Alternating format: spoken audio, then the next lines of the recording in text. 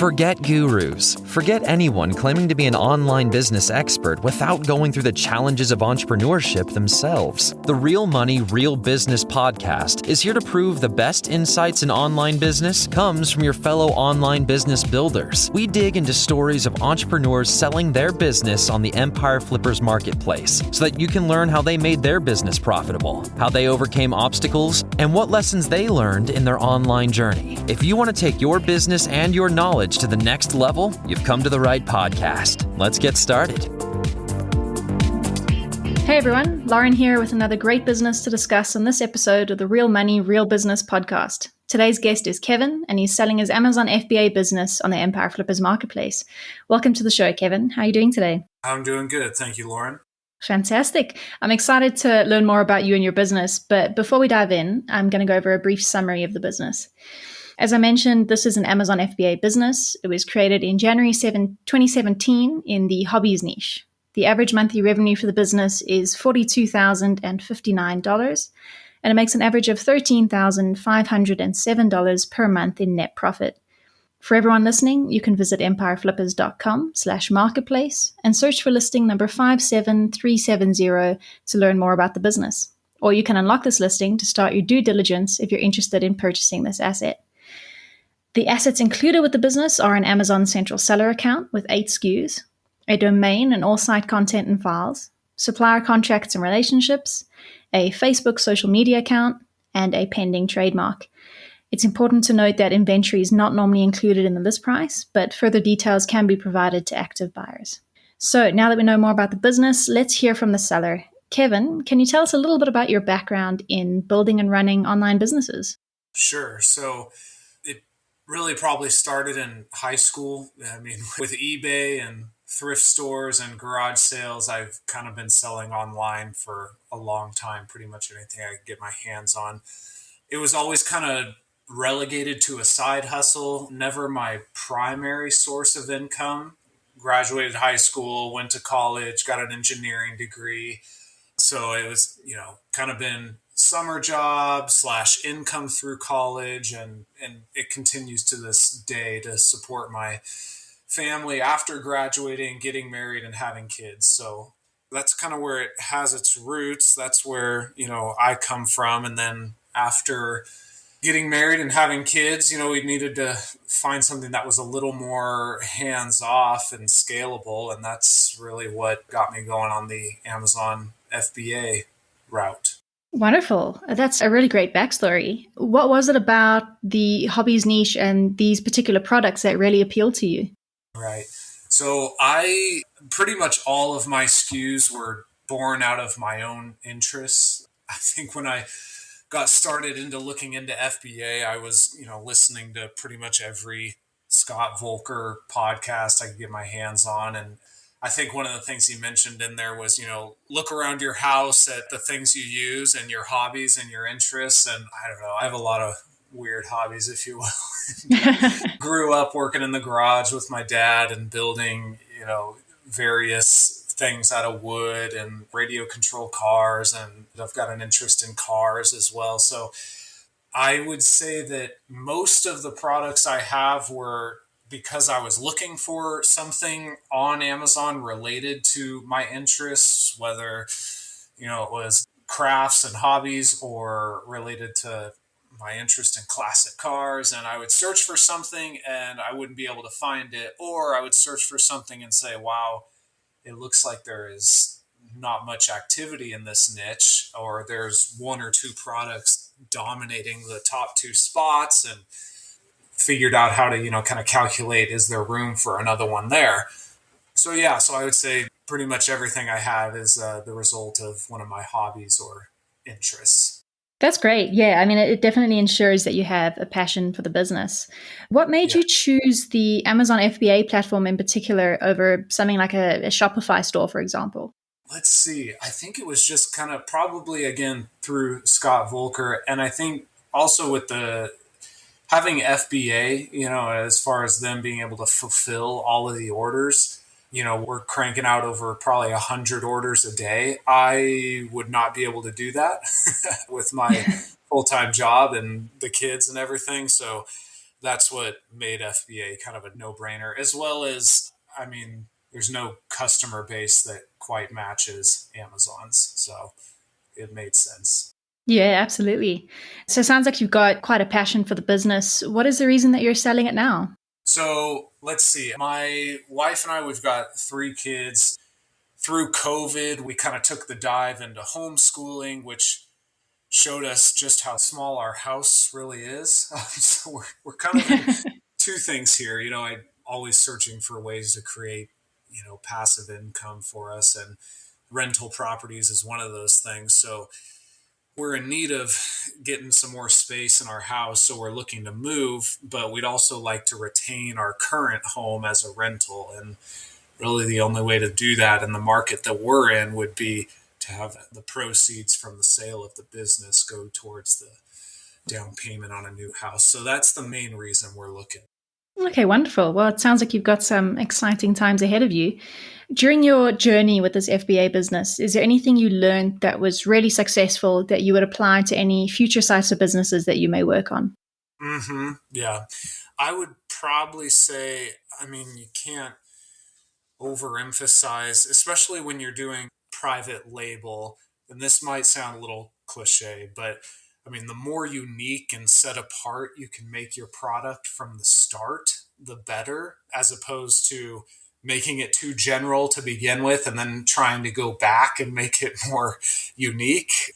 I mean, many people early on change the color of any product you find on Alibaba or something, and boom, you have your own private label. Well, I mean, that doesn't work so well. Pretty soon, there's a flood of all the same products. But in each of my products, I mean, what worked well is, I really took my time and trying to make them unique, and the designs unique, the packaging unique, so that it really was not copyable, if you will. So this has really helped us stand out in our niches and stay on top of the competition. Certainly, yeah, that's fantastic advice. On the flip side of the coin, is there anything you tried that didn't quite go as planned? If you had to go back and do the business a second time around, is there anything that you would have changed? Yeah, I mean, probably, the flip side of what I said, that really worked for us. We also had a few attempts at doing just that, creating something that wasn't quite unique enough. And soon enough, as soon as competition caught on, our product was no different than anything else out there, and it just became a race to the bottom. So that didn't really work out for us. Not really related to my business anymore, but we gave a stab at retail arbitrage, but just weren't ever able to make it worth the effort. I know some people do great at it, but when you compare it to creating a private label brand that you can just simply reorder when you need more of, there was no comparison. So that's what's really allowed, my weekly hours going into the business to remain so low. Yeah, certainly. So, Kevin, if you were to keep the business, what are some of the ways that you would try and grow it further?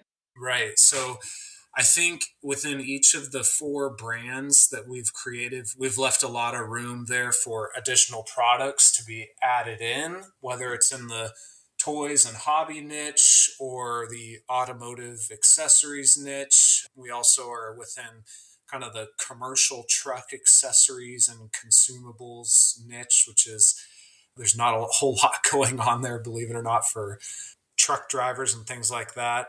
So I would say adding additional products to these product lines would be the best way that I would recommend growing it. And the reason I haven't done that is just I have another full-time job that I've really been spending, that has kind of taken a different turn this past year. I mean, I've got ideas floating throughout my head on, additional things that could be added, but just, as with many people, lack as far as time to devote to it. The other thing, my PPC campaigns could probably be done a lot more efficiently.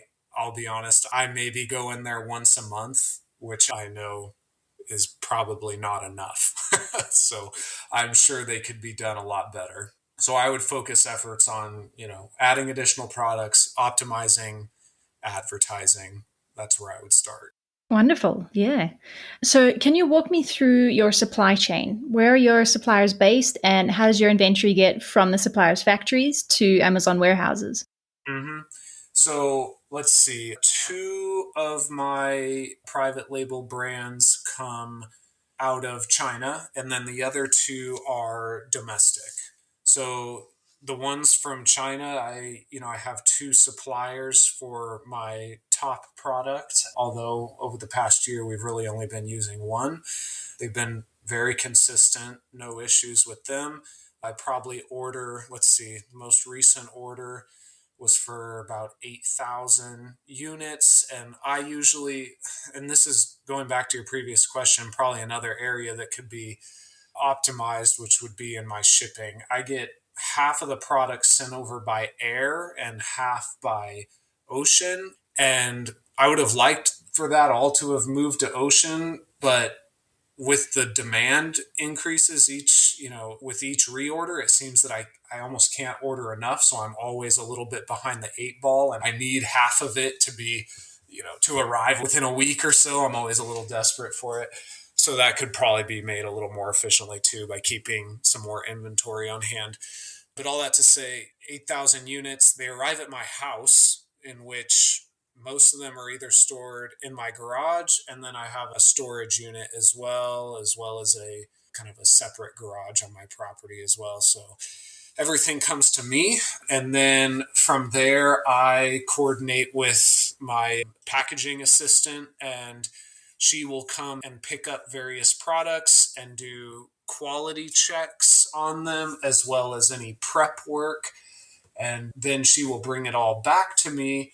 I like to inspect everything before it goes off to Amazon. I don't mean each individual product, but I like to be the one to put the final seal on the boxes, if you will. I don't know if I need to be doing that, but I like to. It helps me sleep at night. So, yeah. And then my stuff that comes domestically, same situation really, except that, the lead times are a bit shorter. Everything arrives directly to me. From there, I divvy it up to the packing assistant, and then I'm the one who's sending it off, giving it the final stamp of approval and sending it off to Amazon. You've mentioned before about trying to keep the business as passive as possible and reducing your hours.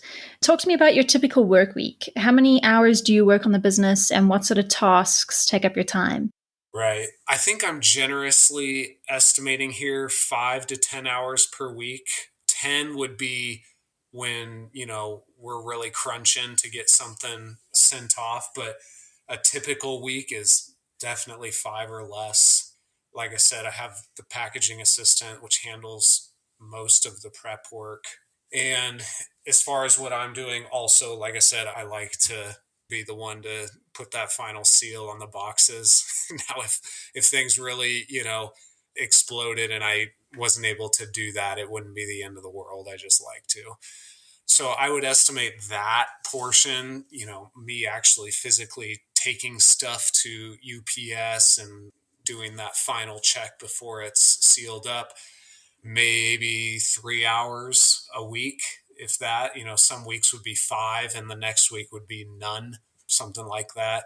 And then in addition to that, really the only other work I'm doing is checking inventory levels, reordering from suppliers, staying on top of them. If you don't ask, sometimes they just kind of forget about you. So, following up with them and making sure that everything's on time. And then, like I said, probably a minimal amount of taking a look at my PPC campaigns, but I could probably stand to do a little more of that. So I'd say that's a typical week. And I mean, is there more I could do? Probably. But again, with my other full-time job, I have not been doing that. So if I did put some more hours into it, it might make it more efficient, but it's not on the cards right now.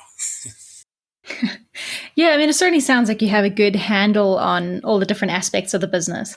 Yeah, yeah. So, Kevin, for someone who's not familiar with this particular business model or these products, what skills or requirements would you say are needed to run this business successfully?